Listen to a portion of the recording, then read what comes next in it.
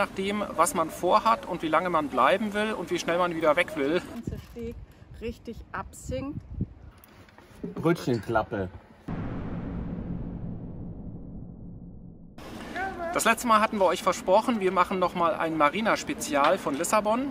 Denn es gibt 4 Marinen in Lissabon und je nachdem, was man vorhat und wie lange man bleiben will und wie schnell man wieder weg will, bietet sich die eine oder die andere an. Und da wollten wir euch einmal durchfliegen, weil nicht jede Marina ist für alles gleich gut geeignet. Wir gehen mal von außen nach innen vor und ganz draußen ist erstmal Cascais. Und daran schließt sich dann an Oreias, wo wir längere Zeit lagen. Weiter in der Stadt ist dann die Alcantara Marina, relativ unter der Brücke gelegen. Und sehr weit im Osten ist dann die Marina Parque das Açores. Wahrscheinlich spreche ich das jetzt wieder falsch aus, aber das ist auch egal. Es gibt auch noch, wenn man auf der Karte guckt, kleinere Marinen. Das sind allerdings Stadtmarinen und die sind anscheinend wirklich den Lissabonern und Segelverein vorbehalten. Also da kommt man nicht rein. Da liegen auch keine ausländischen Schiffe. Also das scheint in portugiesischer Hand zu sein. Deswegen die 4 großen.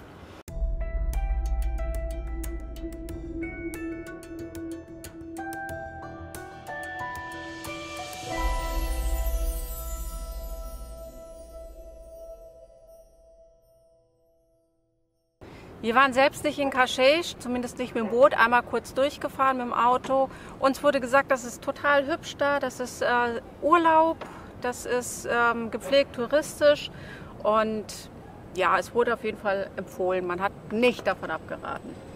Cascais bietet sich aus meiner Sicht an, wenn man nur kurz übernachten will, wenn man ankern möchte oder wenn man außerhalb der Stadt bleiben möchte.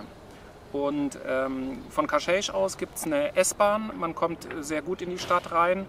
Also Cascais ist sehr touristisch, ist sehr gepflegt, sehr ausgebaut und wenn man wirklich nur kurz anhalten möchte, vielleicht eben mal schnell in die Stadt und dann aber weiterfahren möchte, dann ist Cascais genau das Richtige. Ja, das ist auch die kürzeste Strecke, weil alles andere geht relativ weit dann schon in den Tejo rein.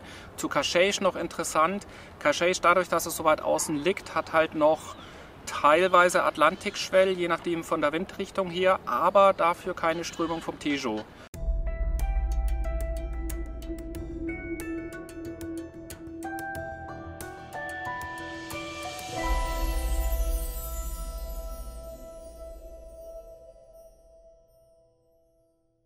In Oeiras lagen wir selber, ich glaube 2 oder 3 Wochen. Länger. Und das hat uns auch echt gut da gefallen. Es ist wirklich schön. Die Marina ist sauber, ordentlich, ist alles da. Das Personal ist freundlich. Man bekommt morgens Brötchen, das gehört zum Service mit dazu und die sind total lecker. Man braucht ein bisschen, um in die Stadt reinzukommen, also nach Lissabon reinzukommen. Man läuft erstmal eine Viertelstunde, 20 Minuten und fährt dann nochmal 20 Minuten mit der Bahn. Wenn man allerdings Ruhe möchte und in die Stadt und aber dann auch möglichst schnell wieder weiter möchte, dann ist Oeiras die richtige Station, weil man nicht so hoch den Tejo fährt, um dorthin zu kommen. Aber die Einfahrt nach Oeiras geht logischerweise quer zur Strömung vom Tejo und die ist relativ stark mit bis zu 4 Knoten, 5 Knoten. Das muss man wissen, da wird man querversetzt, teilweise kommt man auch gar nicht gegen angefahren. Und im Hafen spürt man den Schwell von draußen, auch durch die Strömung, auch durch die vielen Fischerboote, die davor immer unterwegs sind.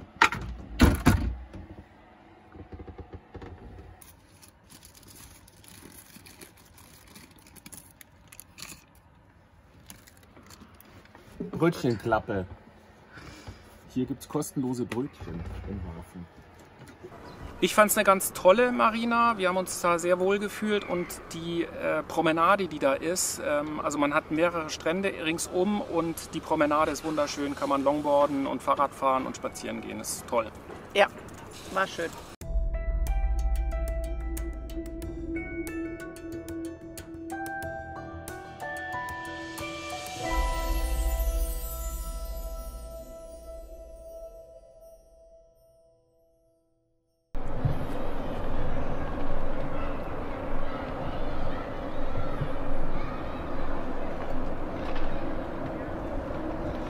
Also wir sind jetzt hier bei der Innenstadtmarina sozusagen, bei der Alcantara, Docca de Alcantara. Und also das ist zentral hier, aber wie man vielleicht im Hintergrund hört, wenn ich gleich nicht mehr rede, man hört die Brücke.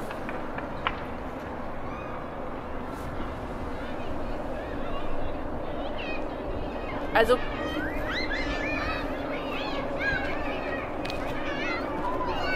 näher an der Brücke kann man nicht liegen, weil es gibt da ja noch eine andere Marina, aber das scheint nur für Touristenschubsen und Portugießen zu sein. Also nur für Einwohner sozusagen. Und das hier ist halt die Marina für Gäste. Du liegst hier wirklich sehr zentral, aber es ist, also man hört Tag und Nacht die Brücke und man kann nicht lange liegen. Wir hatten hier angefragt, wollten hier eigentlich liegen, aber uns wurde gesagt, länger als 2 Wochen geht auf keinen Fall und wir hatten im Winter angefragt. Sie hat uns auch persönlich nicht gut gefallen. Es ist ein sehr weitläufiges Hafenbecken, sehr groß, sehr für uns ein bisschen anonym, aber es ist sehr, sehr zentral. Also die LX Factory ist ja da hinten direkt unter der Brücke und hier sind die Bus- und Bahnstationen sehr zentral gelegen.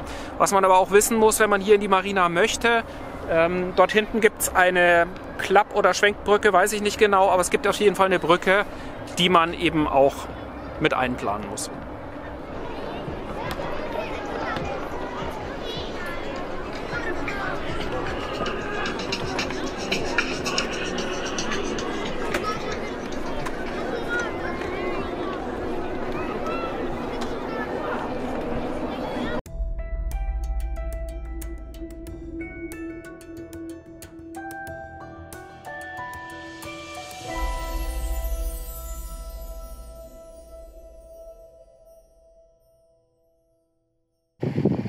Hinter mir ist das erste Hafenbecken von der Marina Parque das Nações in Lissabon.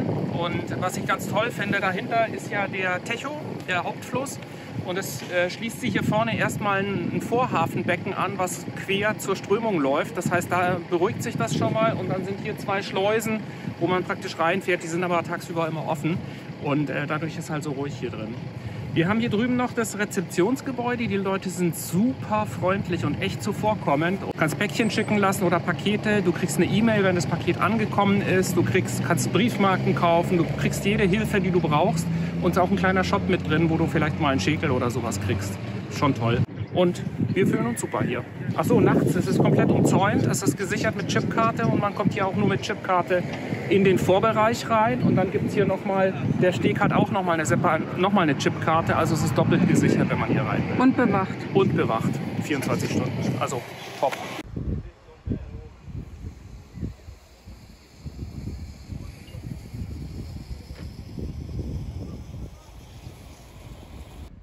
Also hier ist das total interessant, wenn hier Niedrigwasser ist, also gerade zur Springtide, es ist hier so, dass der ganze Steg richtig absinkt und vorne ist auch ganz viel Schlick. Also die baggern hier wirklich nur aus, was man braucht. Was man nicht braucht, wird so gelassen wie jetzt hier an der Seite, das bleibt alles drin. Und dann ist hier immer regelmäßig 2-mal am Tag der ganze Steg so richtig abgesenkt. Und wenn es richtig dolle ist, stehen sogar die Hausboote vorne auf dem Schlick.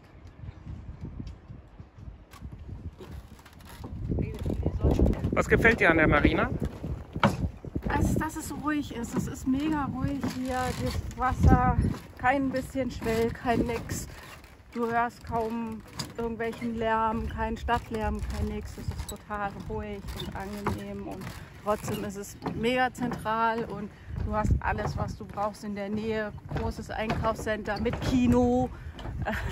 Also ganz, ganz schönes, normales Leben. Das war jetzt die Marina Parque das Nações, die letzte im Bunde, die östlichste. Und die eignet sich aus meiner Sicht, wenn man längere Zeit liegen will, wenn man ruhig liegen will. Aber man hat auch die weiteste Anfahrt und braucht auch die Strömung mit sich, um hier überhaupt anzukommen. wenn man wirklich ein paar Tage länger bleiben möchte und was von der Innenstadt sehen möchte und trotzdem ruhig und gemütlich liegen möchte, auf jeden Fall hier, Parque das Nações, ist einfach schön. Wir hoffen, dass wir mit dem Marienvideo dir vielleicht für deine Reise helfen konnten. Also wir würden auf jeden Fall empfehlen, Lissabon nicht auszulassen.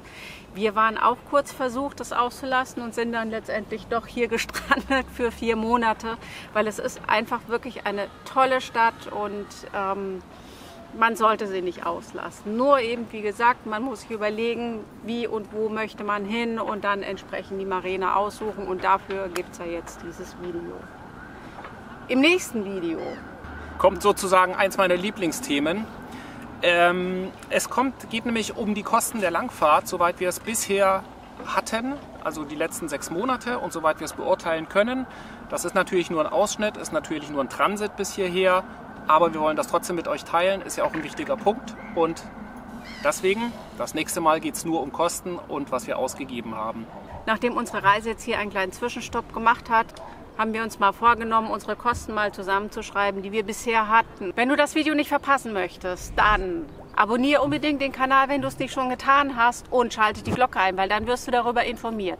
Die neueste Info für euch ist, die Videos kommen jetzt immer samstags um 10 Uhr und nicht mehr um 17 Uhr. Das heißt, du kannst zum Morgenkaffee schon unsere Nasen genießen und dir den Tag versüßen. Toll. Ansonsten Instagram, Facebook und so weiter und so fort. Bis zum nächsten Mal und tschüss. Tschüss. Nee, das wird ein geiles Video und sei unbedingt dabei. Und jetzt hau auf diesen Abonnier-Button.